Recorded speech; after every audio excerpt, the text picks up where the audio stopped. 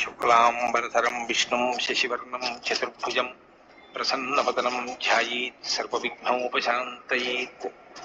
గురుర్బ్రహ్మా గురుర్విష్ణుః గురుర్దేవో మహేశ్వరः గురుః సాక్షాత్ పరబ్రహ్మ తస్మై శ్రీ గురవే నమః. వ్యాసాయ విష్ణురూపాయ వ్యాసరూపాయ విష్ణవే నమో వై బ్రహ్మనిధయే వాసిష్ఠాయ నమో నమః. కూజంతం రామ రామేతి మధురం మధురాక్షరం ఆరుహ్య కవితాశాఖాం వందే వాల్మీకికోకిలం.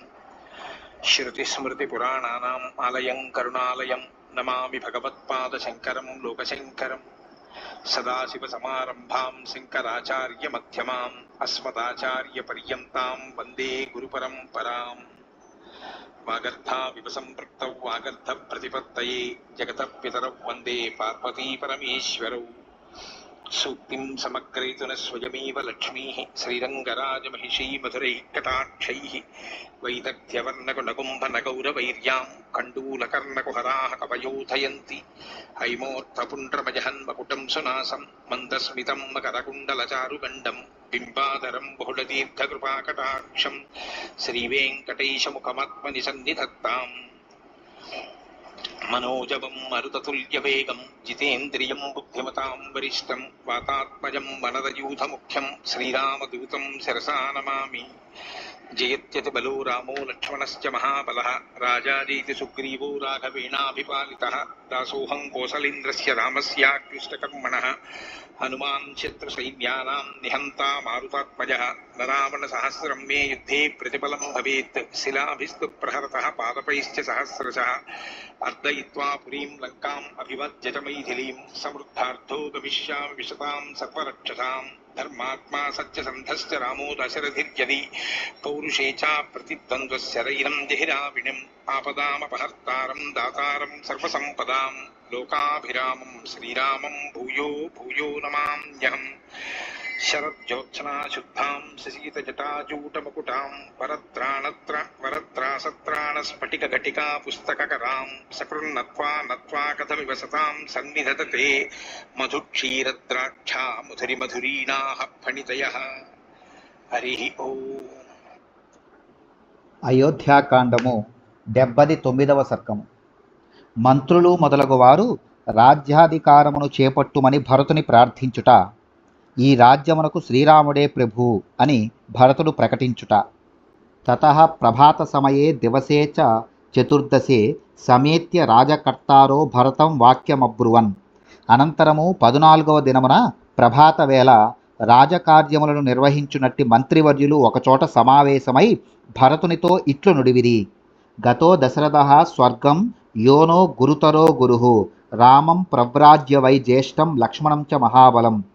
త్వమద్య భవనో రాజా రాజపుత్ర మహాయశః సంగత్యా నాపరాధ్నోతి రాజ్యమేతదనాయకం. మహాయశస్వివైన ఓ రాజకుమారా, మనకు పరమ గురువైన దశరథ మహారాజు తన జ్యేష్ఠ కుమారుడైన శ్రీరాముని మహాబలశాలి అయిన లక్ష్మణుని వనములకు పంపి తాను స్వర్గస్థుడాయను. ఇప్పుడు ఈ రాజ్యమునకు రాజు ఎవ్వరునూ లేరు కనుక ఈ రాజ్యాధికారమును మీరే స్వీకరింపవలెను. మహారాజే స్వయముగా మీ అన్నయ్యకు శ్రీరాముని వనవాసమునకు ఆజ్ఞాపించి రాజ్యాధికారమును మీకు ఏర్పాటు చేసెను. కావున మీరు రాజగుట న్యాయసమ్మతమే. మీరు రాజ్యాధికారమును స్వీకరించుట ఎవ్వరికిని బాధాకరము కాదు. అభిషేచనికం సర్వం ఇదమాదాయ రాఘవ ప్రతీక్షతే త్వాం స్వజనం శ్రేణయశ్చ నృపాత్మజ.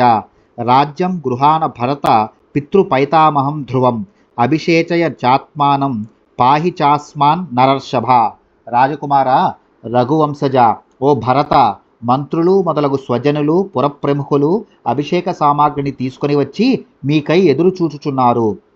ఓ నరశ్రేష్ఠ భరత, మీ తాత ముత్తాతల నుండి వచ్చుచున్న ఈ రాజ్యమును అవశ్యముగా స్వీకరింపుము. వెంటనే రాజ్యాభిషిక్తుడవు కమ్ము, మమ్ములను రక్షింపుము. ఆభిషేచనికం భాండం కృత్వా సర్వం ప్రదక్షిణం భరతస్థం జనం సర్వం ప్రత్యువాచ ధృతవ్రతః. నిష్ఠాగరిష్ఠుడైన భరతుడు ఆ మాటలను విని పట్టాభిషేకమునకై తీసుకొని రాబడిన కలశములు మొదలగు సమస్త వస్తువులకును ప్రదక్షిణమునర్చి అచట చేరిన వారితో ఇట్లు నుడివెను. జ్యేష్ఠస్య రాజతా నిత్యం ఉచితా హి కులస్యనః నైవం భవంతో మాం వక్తుం అర్హంతి కుశలా జనాః. జ్యేష్ఠునకు రాజ్యాధికారమును అప్పగించుట పరంపరగా వచ్చుచున్న మన వంశాచారము. కనుక అనుభవజ్ఞులను పెద్దలను అయిన మీరు నాతో ఇట్లు పలుకుట ఏమాత్రమూ తగదు.